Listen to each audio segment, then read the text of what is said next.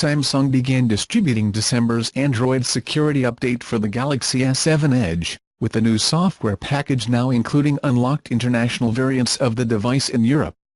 The firmware began to be deployed globally shortly after being introduced by wireless operators in the United States and should also appear in international versions of the Galaxy S7 flat panel, although there are no reports that the other member of the 2016 flagship family of Samsung receives it have surged. The recently presented update is relatively small, since it only weighs 25.6 megabytes and should only take several minutes to install, so you may not even have to reinstall it once you receive the notification requesting it to download.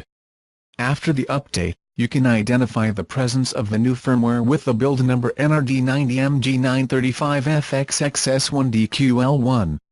The software package includes Samsung's generic changelog that mentions the possibility of including new bug fixes, performance optimizations and features, but does not guarantee the presence of any of them.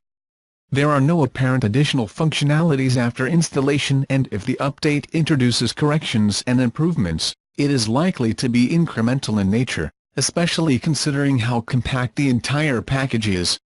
For reference, the average security update for the Galaxy S7 Edge is approximately 10 times larger than the newly released version.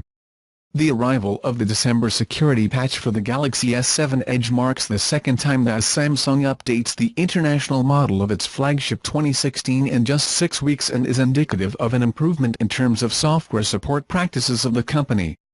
Since its launch, this particular model usually received updates every 2 or 3 months and often omitted 2 sets of patches at once before receiving a third. Despite the fact that Little by Little is approaching the end of its official support cycle scheduled for next year after the release of a version of Android 8.0 Oreo for the phone,